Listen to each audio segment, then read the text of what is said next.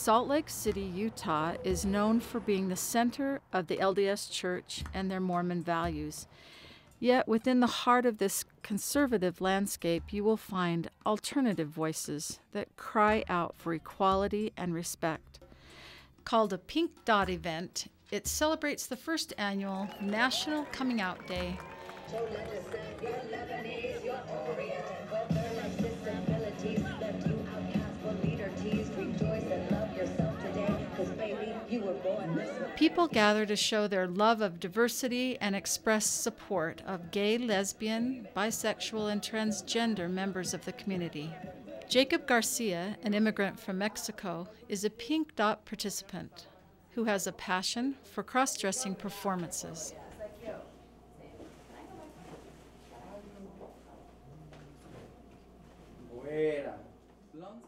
Let's put it this way, that people like colors. Boys like blue and girls like pink. And I happen to like pink.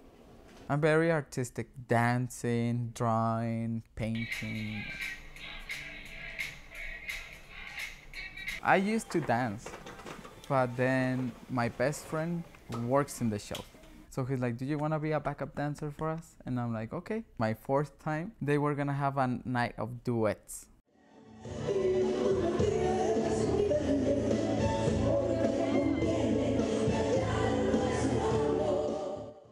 But my friend had a friend that was going to help him. And then his friend he wasn't going to be able to make it for the show. And he's like, you should help me. And I'm like, no. Well, my mom, she's like, don't do it, because once you do it, you're gonna wanna have boobs surgery and stuff. And I'm like, no. My dad, he definitely didn't go to the show, but my mom went for the first time, and then she saw me and she got tears on her eyes. ¿Cómo se dice? ¿Cómo me regañas? Mom, don't cry, don't cry. Because my eyes is a lot water. I can't see anything. Yeah, I told her, don't cry, you're not gonna see nothing on the show. She's like, shh, just let me cry if I want to. And after that, we performed, and people really liked like how I looked, and even I was impressed. I'm like, wow, what makeup can do to a person. This is like acting, what I wanted to do. And dancing, you get to design costumes, do your makeup, so that's art in your face, and I like the stage, I love the stage.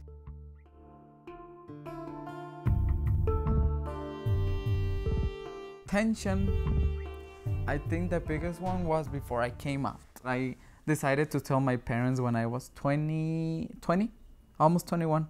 If they kicked me out, well, I was gonna be 21, I could go anywhere, you know?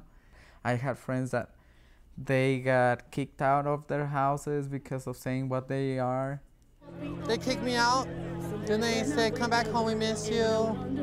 And every day they like to tell me you're going to hell, but I'm like, whatever, at least be a party down there. It's very conservative, very religious here.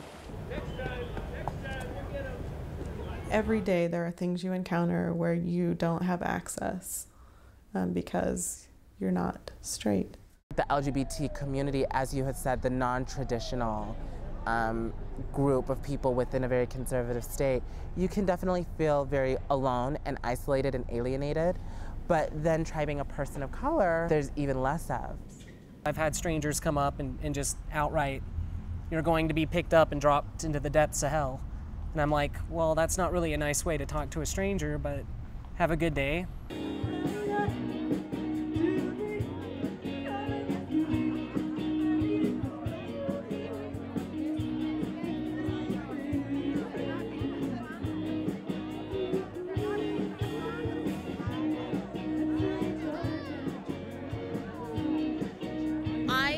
To put myself in very queer situations most of the time. So my personal relationships, my friendship groups are all very queer, and most of my friends are queer identified in some way. If I am in my little safe bubble with all my queer friends, but then I go out and I go to a mall or I go to a restaurant and people are looking at me weird, or people are you know, they want to ask me things, or they say things to me that are challenging for me to deal with, then at the end of the day, I might just want to go home and relax and be safe.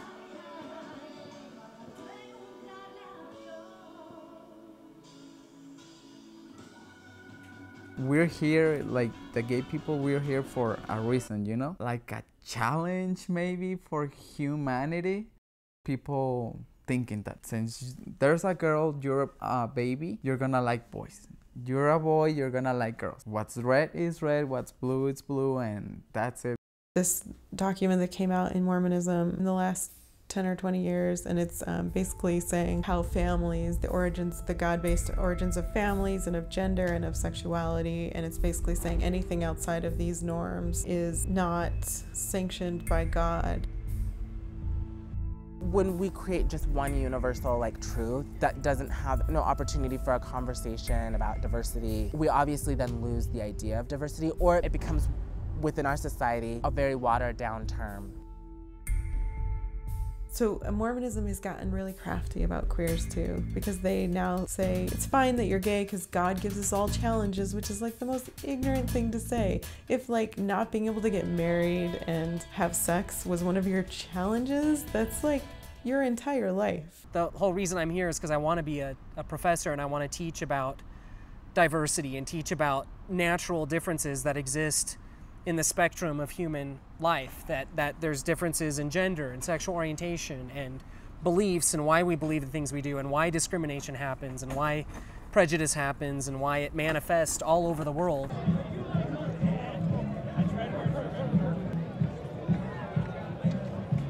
I think the more visible gay and lesbians become, the more that people discover that they know somebody who is gay or lesbian or transsexual or one of the other kind of, the more that they become accepted.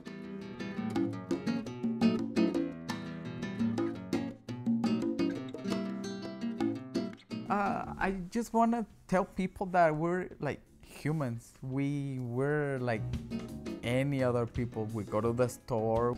I think we all share a similar, we all share similarities, and that is the idea to be loved, the idea to be acknowledged, the idea to put two and two together and be okay with that. I'm just my brand of me, you know, and like this is who I am, and I feel really good about it, and I'm not gonna buy into these premises about it being wrong, different, shameful. It's just different from you. I'm comfortable being a guy. It's fun to give the illusion that you're a boy and you can transform 100%, well, not 100%, 99% into a girl. And it's really pretty.